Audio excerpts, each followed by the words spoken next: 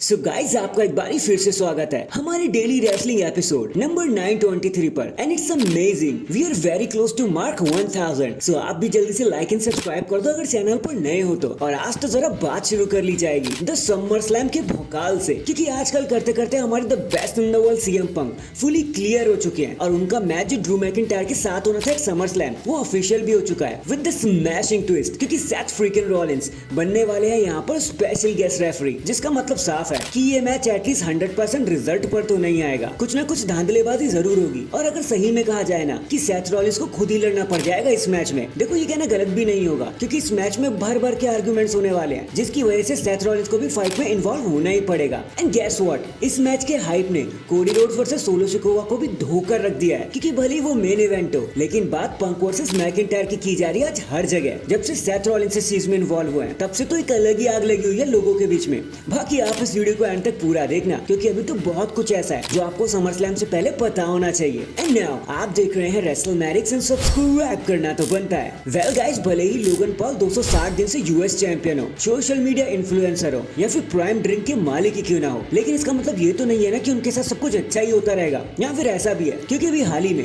US Olympics and Paralympics committee ने Prime drink and Logan Paul पे case ठोक दिया है, लॉ सूट लगा दिया है कि लोगन पॉल ने उनके बिना परमिशन लिए गोल्ड एंड टीम यूएसए वाले वर्ड्स को यूज कर लिया है। अब ये केस कितना दूर तक जाएगा देखो वो तो एक अलग बात है, लेकिन इतना तो कंफर्म है कि लोगन पॉल की जेब पर इससे बहुत सारा फर्क पड़ने वाला है। उनकी प्राइम ड्रिंक तो देखो सेफ रहेगी क्योंकि अब वो ब्रांड बन चुका है, उसको कुछ नहीं होने वाला, लेकिन लोगन पॉल की जेब जरूर ढीली हो जाएगी। सो हैशटैग गॉड ब्लेस लोगन। नेक्स्ट अभी खुद 6 फीट अंडर अपने पॉडकास्ट पर आते हुए द अंडरटेकर ने कहा कि देखो यार, पूरी दुनिया मेरा लोहा मानती है, मुझे मेरी लुक एंड फील के लिए हमेशा प्यार मिलता रहा है, बट इस चीज का असली जो मालिक है ना, जो असली क्रेडिट मिलना चाहिए वो मिलना चाहिए डब्ल्यूडब्ल्यूई क्रूमेट्स और उसके प्रोडक्शन ट्रक को, क्योंकि भाई वो बहुत मेहनत करते हैं ताकि मैं अंडरटेकर जैसा दिख सकूं। वो कैंडल्स लगाना, वो डार्क एटमॉस्फेयर क्रिएट करना, कॉफिन्स, वो थ्रोन, ये सब क्रू मेंबर्स ही करते हैं, लेकिन कभी उन्हें प्रॉपर क्रेडिट नहीं मिलता। असल में एक असली हीरो या विलन को बनाने वाले वो क्रूमेट्स ही होते हैं। हमारा क्या है यार, हमें तो बना बनाया प्लेटफॉर्म मिलता है, 2 शब्द आकर वहाँ बोल देते हैं, साइड हो जाते हैं, लेकिन जो असली काम होता है ना, बेल रिंग से लेके बेल एंड तक,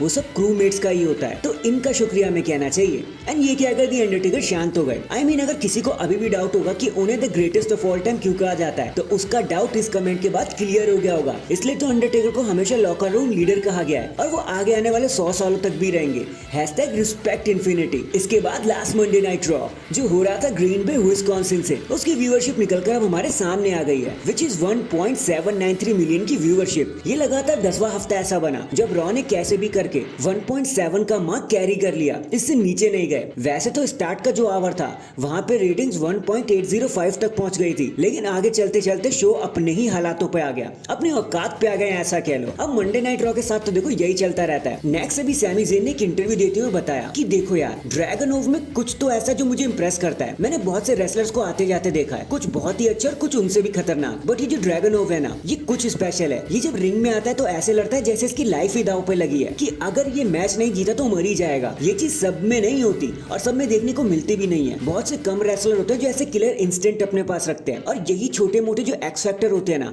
वो आपको स्पेशल बना देते हैं, आगे लेके जाते हैं। तो अगर कोई ड्रैगनओव को लेकर सीरियस नहीं है तो उसे अब हो जाना चाहिए, क्योंकि ये ड्रैगनओव कुछ बहुत ही बड़ा करने वाला है। और कुछ यही कहना था सैमी ज़ेन के ड्रैगनओव के लिए। यार ये चीज तो हम भी मानते हैं भाई, बहुत अच्छा असेसमेंट किया भाई आपने Sami Zayn. Hashtag Sami versus Dragunov. In the end अगर आप रोल की बात करते हो, रोले की बात करते हो, तो आपको मार्क हेनरी का रोला तो मानना ही पड़ेगा, क्योंकि रेसलर तो छुपते छुपाते एईडब्ल्यू में जाते हैं, लेकिन मार्क हेनरी तो सीधा विंस के पास ही चले गए धमाका देने कि भाई मैं तो जा रहा हूँ। तो देखो हुआ कुछ यूं, एक इंटरव्यू देते हुए मार्क हेनरी ने बताया कि देखो जब मैं एईडब्ल्यू में जाने वाला था तो मैंने तो डायरेक्ट विंस को ही कॉल लगा दिया और उन्होंने कहा कि मैं एईडब्ल्यू में जाने वाला हूँ, डब्ल्यूडब्ल्यू को एंड कर दूंगा, मैं एईडब्ल्यू की हेल्प करूंगा ताकि वो डब्ल्यूडब्ल्यू की रेटिंग ही पछाड़ के रख दे। तो कोई आर्गुमेंट नहीं हुआ हमारे सामने, एकदम अच्छे टर्म्स पर चीजें एंड हुई। बस विंस ने इतना कहा कि मुझे पता है तुम कर लोगे, you can do it, and इतना कहकर मार्क हेनरी शांत हो गए। बाकी मार्क हेनरी के ऑल एलिट हो जाने से एईडब्ल्यू ने कितना बीट किया डब्ल्यूडब्ल्यू को, वो तो भाई आप मुझे कमेंट करके बता देना। So that is it guys, अभी के लिए तो बस इतना ही। आप मुझे बताना